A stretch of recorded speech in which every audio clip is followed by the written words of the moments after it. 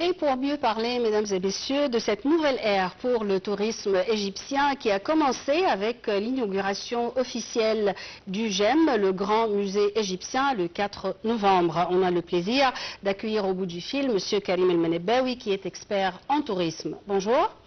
Bonjour, comment ça va? Ça va bien, merci. Et vous? Ça va très bien. Alors, à quel point les recettes touristiques ont changé après l'inauguration du GEM? Ah bon, ils ont beaucoup changé actuellement. Il y avait plein de gens surtout qui sont intéressés sur le tourisme culturel, qui voulaient visiter l'Égypte, et ils ont arrêté de confirmer leur voyage jusqu'à ce que le musée s'ouvre officiellement, surtout pour visiter Toutankhamon. C'était presque la même chose quand le musée de civilisation a été ouvert.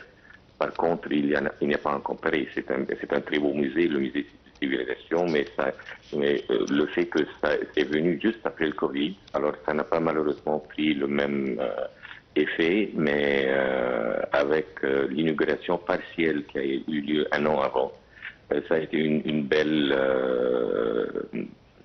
présentation pour l'ouverture, le grandiose, l'ouverture officielle avec Toutankhamon. Alors tout le monde attendait.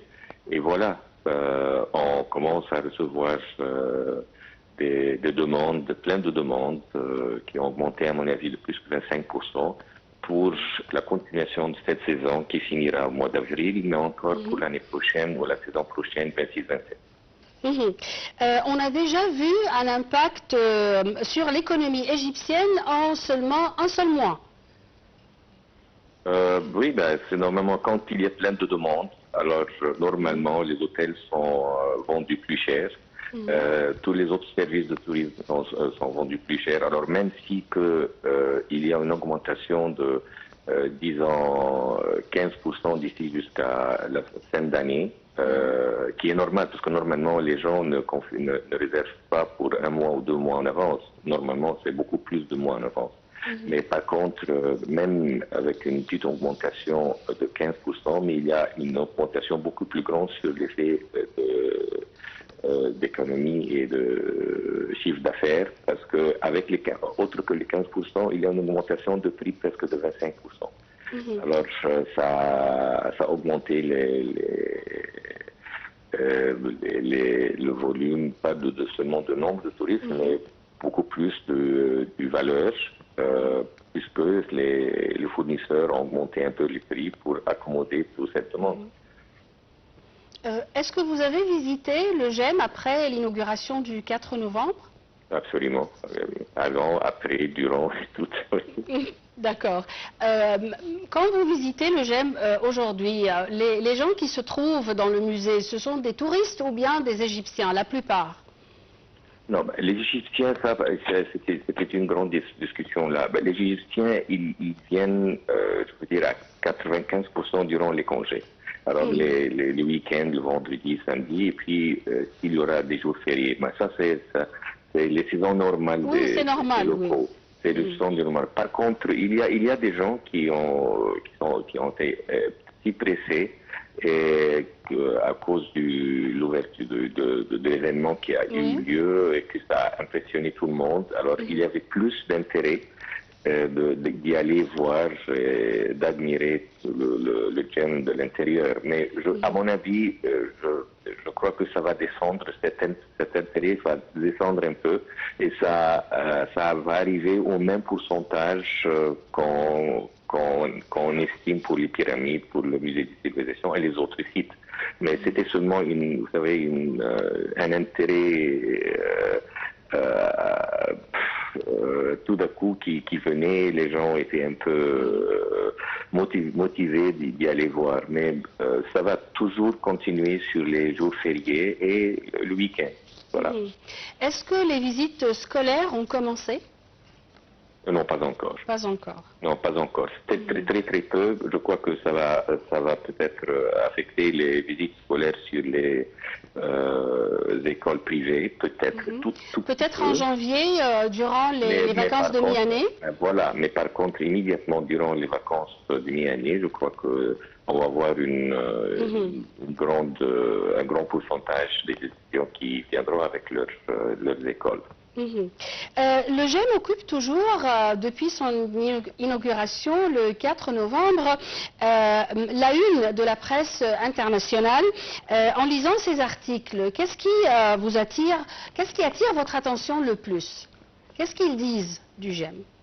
Non, mais ils sont très impressionnés, surtout avec les gens qui ont eu la chance de venir et contempler le site de l'intérieur. C'est-à-dire ils écrivent ce qu'ils ont vu. C'est très impressionnant. Je ne sais pas si vous avez vous-même eu la chance de visiter, mais oui, c'est très impressionnant de l'intérieur, beaucoup plus que les gens expectaient actuellement.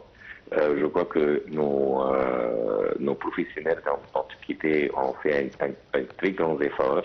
Et ça n'a pas commencé aujourd'hui, ça a commencé presque il y a 4 ou 5 ans, depuis oui, qu'ils ont commencé à dessiner l'intérieur et à voir un peu l'esprit, comment ils vont faire.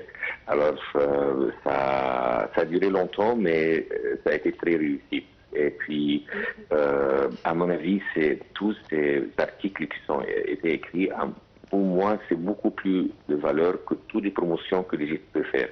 Parce qu'une promotion payée ne donne jamais le même effet que les articles qui sont écrits directement sans être payés. Et ce sont des articles quelconques, des gens très bien connus, des écrivains, des influenceurs, et ainsi de suite.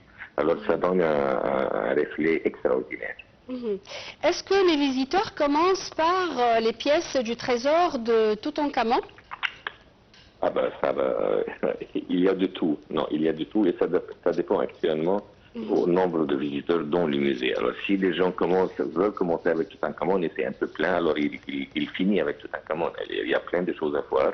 Alors c'est probablement 95% des gens qui arrivent, ils sont avec des guides. Les guides sont très professionnels, ils savent exactement s'il y a la foule là, alors ils commencent autre part, mais à la fin, vous allez passer le même temps que vous allez passer ou bien au Toutankhamon, ou bien dans les autres chambres, ou bien dans le bateau solaire. Ça veut dire, ça serait le temps que vous passez, mais quoi commencer d'abord, ça dépend à la foule, ça dépend à comment le musée est. Monsieur Karim El Menebbaoui, je répète que vous êtes expert en tourisme. Merci pour vos éclaircissements. Merci, bonjour, merci. Et mesdames et messieurs, on va voir ensemble maintenant un commentaire concernant les parlementaires égyptiennes 2025. Le dépouillement des bulletins de vote du nouveau tour de la première phase des législatives se poursuit. Le processus électoral a pris fin jeudi vers 21 h dans les 19 circonscriptions concernées par le vote. Et voici un compte rendu.